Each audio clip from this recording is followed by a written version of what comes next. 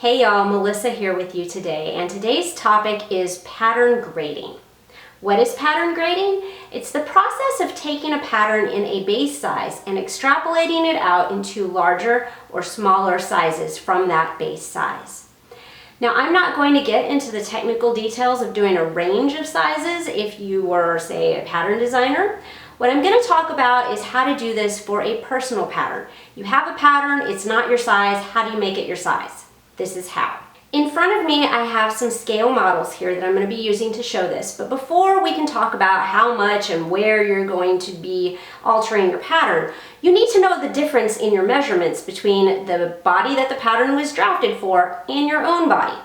So commonly patterns will have a bust or chest, a waist, and a hip measurement.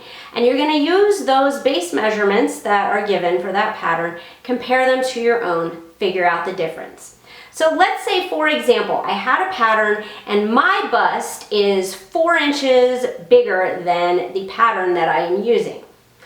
Well, then I need to also look at how much of my body that this pattern is going to cover. So generally, if you have a bodice front and a bodice back that are cut on the fold, the two pieces together cover from center front to center back on your body. That's half your body. That means I'm going to need to take my total difference and divide it by 2. So if I needed 4 inches different in sizing, I'm going to divide that by 2, and that means on these two pattern pieces, I will need to make a 2-inch difference. I will further divide that into front and back. So I've got front and I've got back. I'm going to take that 2-inch number, I'm going to divide it in half again, and that would give me, I need to alter it 1 inch on the front, 1 inch on the back. Side note, I have a blog post about this, so if you're forgetting the math when I'm talking you through it and it helps you to see it in written form, it's on there. Also, you don't want to go more than about 1 inch when you're grading up or down before you retrace the pattern and then regrade the next size up or down. It can get really distorted if you're trying to spread more than that. I have on my back bodice, I have drawn some lines here. Now first you're going to need 3 horizontal lines. One of them you want to be about the midpoint of the neckline, one of them at about the midpoint of the shoulder, and one of them at about the midpoint of this like scooped part of the arm side. These are general. You don't have to measure exactly. I mean, you could if you wanted to, but you're just shooting for eyeball on this. You also want to do 3 horizontal lines. You want one of them that is going to go to the neckline and the shoulder. You want one of them that is about the midpoint of the arm side, and you want one of them that is going to be between the arm side point and the waist. And then what you're going to do is you're just going to spread these pattern pieces apart. Or if you need to make this smaller, you're going to overlap the pattern pieces. So using my 4-inch example here, if I needed to make this 4 inches smaller in circumference, I would overlap on this vertical line here, I would overlap all of these pieces about 1/8 of an inch. Then I would overlap here about 3/8 of an inch and here about 1/2 an inch. And that is taking into account the reason I use those different measurements. Your neck doesn't increase in size as quickly as your shoulder would with additional padding or decreased padding on the arm. And that doesn't increase in size as much as your waist and chest and these things increase, particularly out to the sides. If you think about your skeleton, the closer that all your tissue on top of your skeleton is to the actual bone structure, that's where you're going to find smaller increases versus where you've added more tissue, that's where you would find bigger increases and decreases. So it might look, this is tricky to do on these scale models, but it might look something like this once I spread it apart.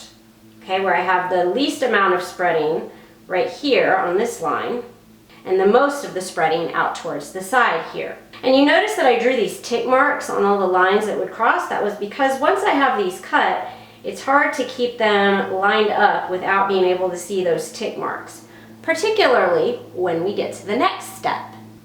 As human adults, we hit our adult height and we don't really grow any taller at that point. However, you do need to lengthen your patterns for larger sizes or shorten them for smaller sizes. And that's because in addition to having to accommodate more circumference this way, when you have more or less circumference, you also have more or less that the fabric has to go out before it can come down. And that's because humans are three-dimensional. We're not flat pieces of paper. So think about how short your shirt would get, for example, if you stuffed balloons up under your shirt. You would need extra length to come out to cover them all the way down to the same hemline that you might have without balloons stuffed under your shirt.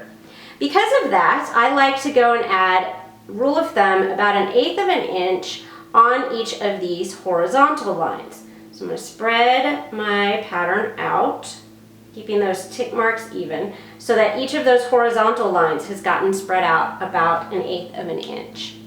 Of course, this is going to look much different when you do this with a full-size pattern, but at this point what you would want to do is retrace the lines of this pattern so that you have your sized up pattern.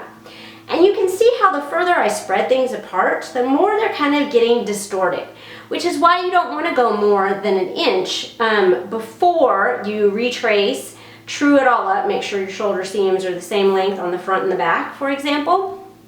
And then you could increase or decrease in size again from that traced version.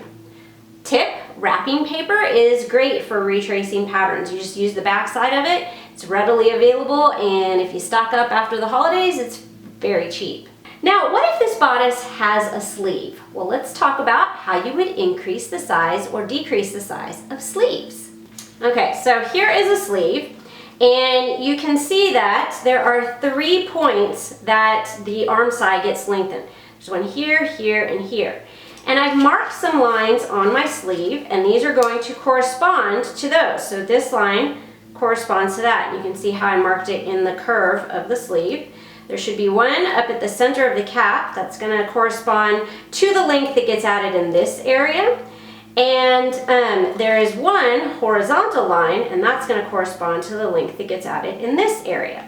So you want to make sure that anything that has seams, that those are going to match. For example, when I spread the back bodice, I want to make sure to spread it to match this side seam length so that it would still match up with the front bodice where we sew it together.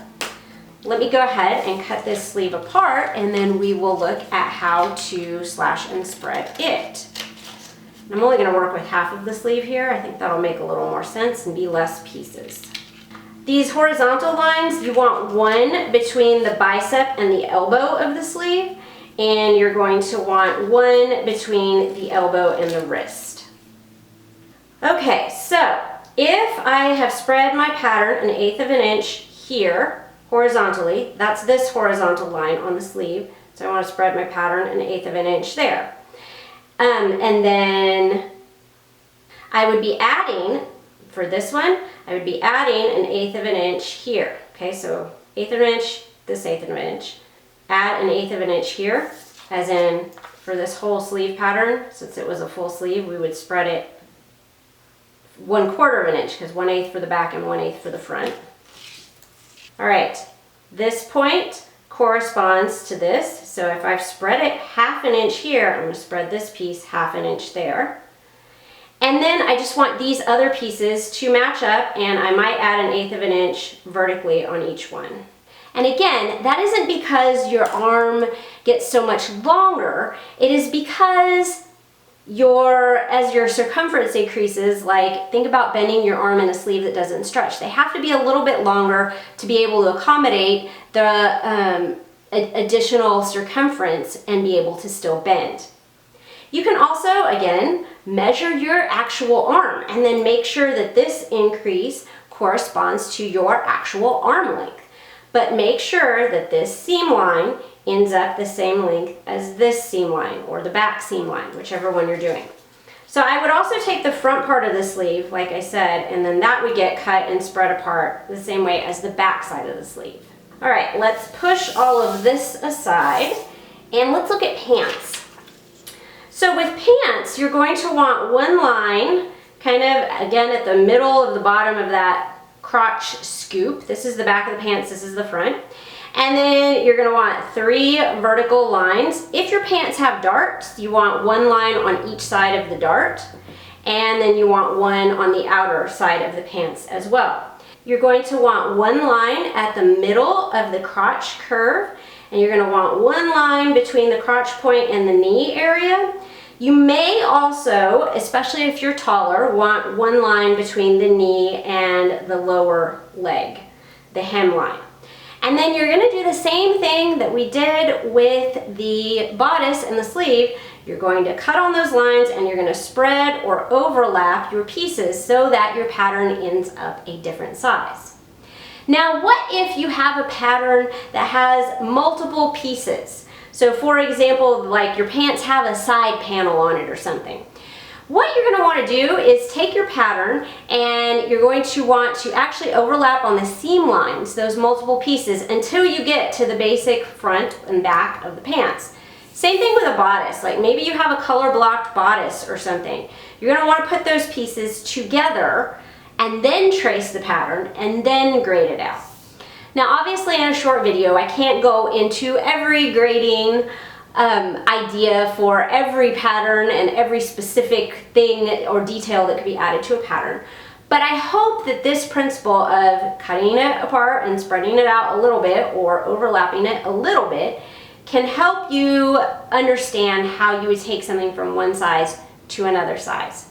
And like I said, I've got a link below to a post with a lot of details on grading and the specifics of this. It also talks about something I didn't talk about today, which is why you can't take a children's pattern and grade it up to an adult size. And it all has to do with proportions. But that is in that post linked below.